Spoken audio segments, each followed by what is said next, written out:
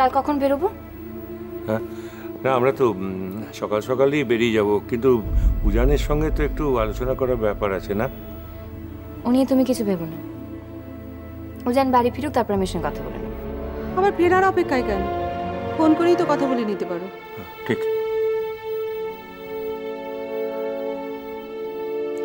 ঠিক আছে, নেব, বলছি তো নিয়ে ভেবো না, আমি কথা বলে নেব। এখন চলো, খাবে চলো, এসো। হ্যাঁ বসে পড়ো, অনেক বেলা হয়ে গেছে, বসো বসো বসে পড়ো।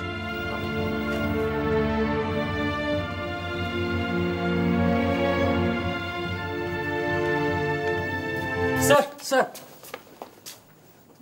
এক্সকিউজ মি, মানে কিছু বলবেন? আসলে অনেকক্ষণ থেকে ট্রাই করছি, কিছুতেই লাইন পাচ্ছি না। আপনি জানেন হিয়া কোথায় আছে? কোনো দরকার ছিল?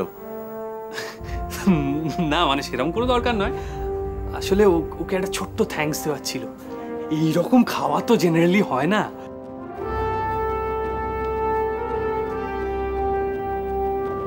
না মানে আপনি বলে দিলেও হবে। আপনার জীবনে বোধহয় সময়ের কোনো মূল্য নেই, তাই তো? কি যে বলেন স্যার, সময়ের মূল্য তো সবার জীবনেই প্রচন্ড। ভুল বললেন, আপনার জীবনে বোধহয় সময় অতটা মূল্য নেই, তাহলে আপনি এখানে এতক্ষণ দাঁড়িয়ে বাজে বকে আপনার আর আমার সময় নষ্ট করতেন না। একটা কথা বলি ডক্টর মুখার্জি, আপনি বোধহয় এখন আর অতটা জুনিয়র নন, কিন্তু এভাবে চললে আপনি সারা জীবন জুনিয়রই থেকে যাবেন। অবশ্য আমার মনে হয় আপনি সেটাই চান। স্যার আপনার সাথে আমার একটা কথা ছিল। হিয়া এখন রাস্তায় আছে, তাই হয়তো ফোন ধরছে না।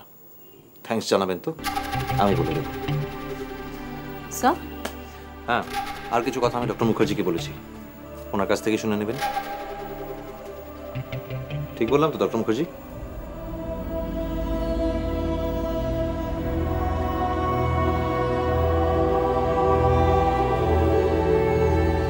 স্যার আপনার সাথে আমার একটা কাজের কথা ছিল।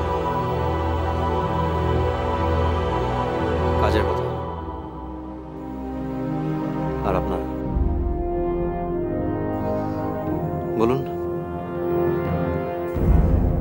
স্যার জ্যোতি সিনহার যে টেস্টগুলো কালকে করার কথা ছিল সেগুলো আপনি হোল্ড করতে বলেছিলেন পরে জানাবেন, সে ব্যাপারেই।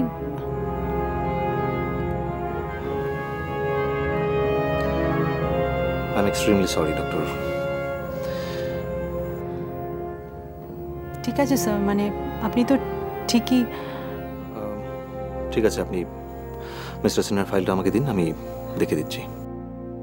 সেটা তো আপনার কাছে স্যার, সেটাই বলছিলাম। আমার কাছে? কিন্তু কেন স্যার? কাল রাতে তো আপনি আমার কাছ থেকে চেয়ে নিয়েছিলেন। I am extremely sorry once again. I am sorry, actually it went out of my mind. Anyway, আমাকে 1 ঘন্টার সময় দিন, আমি ওটা বাড়িতে ফেলে এসেছি, আমি এক্ষুনি এনে দিচ্ছি। আপনি কেন যাবেন স্যার? আমি কারুকে দিয়ে একটা আনিয়ে নিচ্ছি, কোনো অসুবিধা নেই। নো থ্যাঙ্কস, আমি নিজে নিয়ে আসবো। Okay sir.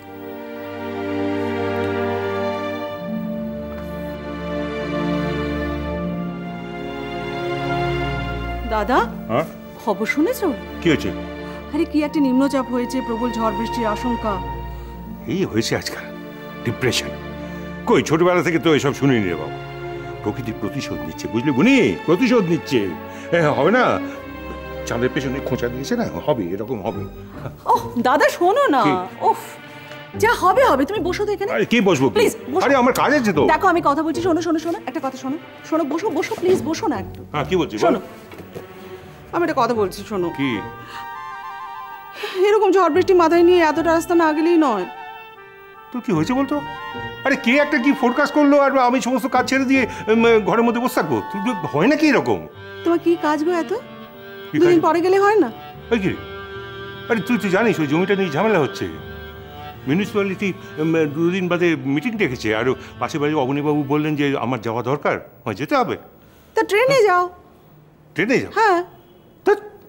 আমার এত সময় আছে নাকি নষ্ট করার মতো?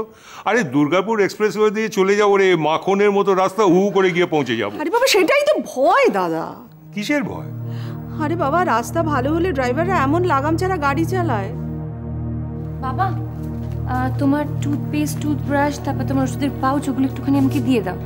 এমনিতে কিছু জামা কাপড়, চটি, ওগুলো আমি সব প্যাক করে ফেলেছি। আরে এগুলো তুই করছিস কেন?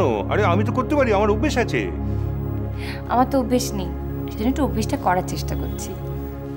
হিয়া হিয়া হিয়া, দেখো দাদা একটা কথাও শুনছে না।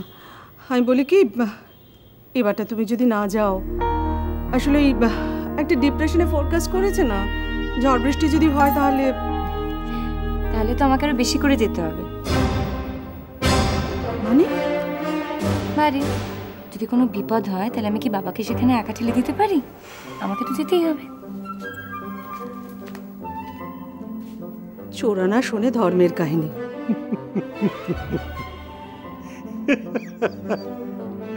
কেন বলতে যাস এসব? নিজের মুখ নষ্ট। জানিস তো ওর জেদটা কেমন।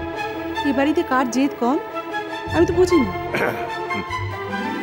ওই তো উজান এসে গেছে। উজান তুই 2 দিন ছুটি ম্যানেজ করতে পারবি? ছুটি কেন? না সে কি রে, তুমি ইয়া তোকে ফোন করে কিছু জানায়নি? আমার পরপর 3টে ওটি ছিল, ফোন সুইচ অফ ছিল। ও ওমা, হিয়া তোকে জিজ্ঞেস না করেই ফাইনাল করে নিয়েছে।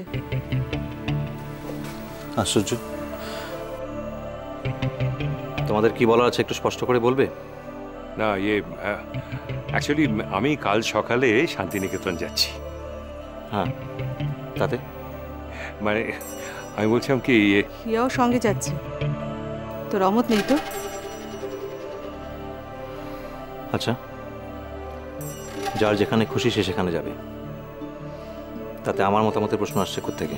হ্যাঁ ঠিক আছে, তোর মতামতের কোনো দরকার নেই, কিন্তু ইয়া আমার সঙ্গে যাচ্ছে, তাই বলছিলাম তুই কি যেতে পারবি? মানে তুই যদি 2 দিনের ছুটি ম্যানেজ করতে পারিস তাহলে। আমি মাঝে মধ্যে অবাক হয়ে ভাবি বাবা, যে তুমি এত তাড়াতাড়ি নিজের কর্মজীবনের কথা ভুলে গেলে কিভাবে? তুমি এত তাড়াতাড়ি কিভাবে ভুলে গেলে যে তুমি একজন সার্জন ছিলে, আর আমি একজন সার্জন? আমার উপর অনেক দায়িত্ব বাবা। অনেকের জীবন মরণ সমস্যা নির্ভর করছে, অনেকগুলো ওটি, অনেক এমার্জেন্সি আছে। একজন পেশেন্ট অনেকদিন ওয়েট করার পর একটা অপারেশনের ডেট পড়ে। আগের দিন রাতে সিদ্ধান্ত নিয়ে পরের দিন শান্তিনিকেতন চলে যাওয়ার মতো বিলাসিতা আমি অ্যাফোর্ড করতে পারি না বাবা। ঠিক আছে, তুই যেতে পারবি না সেটা বললেই হয়, তা এত কথা বলার কি আছে? আসলে শান্তিনিকেতনের বাড়ির ওই লাগোয়া জমিটা আছে না, সেটা নিয়ে একটা প্রবলেম হয়েছে। মিউনিসিপ্যালিটি বলেছে যে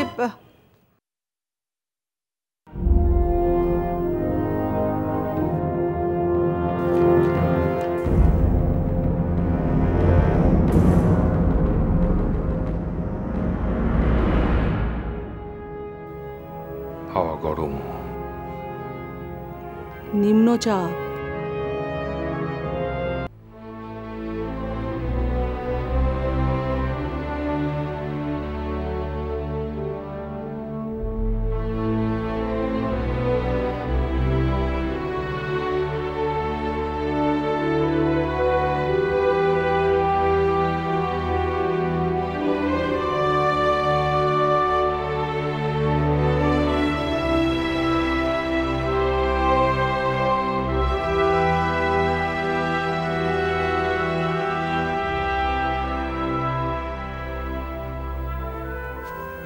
জানো তো হিয়া, আজকে একটা মজার ঘটনা ঘটেছে।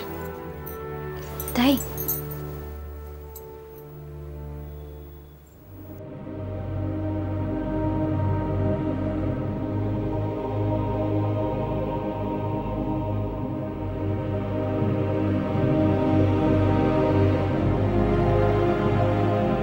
তুমি তো জানো পিসমুনি আমার কতটা খেয়াল রাখেন, আমাকে একটাও কাজ করতে দেন না, সারাক্ষণ বসিয়ে রাখেন। আমি আর পিসমুনি যখন বাইরের ঘরে ছিলাম তখন বেল বেজে উঠলো, আমাকে খুলতে দিলেন না, নিজে গিয়ে খুললেন। আমি শুনতে পাচ্ছি। হঠাৎ একজন মহিলা বললেন, চিনতে পাচ্ছেন? অনেকদিন দেখা হয়নি তাই না?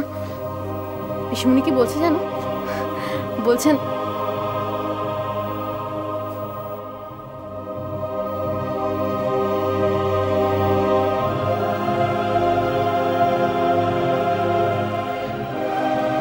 না, চিনতে পারছি না তো। উনি কি বললেন বলো তো? বললো চিনতে পারছেন না? সত্যি আপনি চিনতে পারছেন না? আমি সুজাতা। আমি থাকতে না পেলে উঠে গিয়ে দেখলাম যে পিসমণি তখন বলছেন, সুজাতা না, এসো এসো। শুনছো হিয়া? বলো না, শুনছি।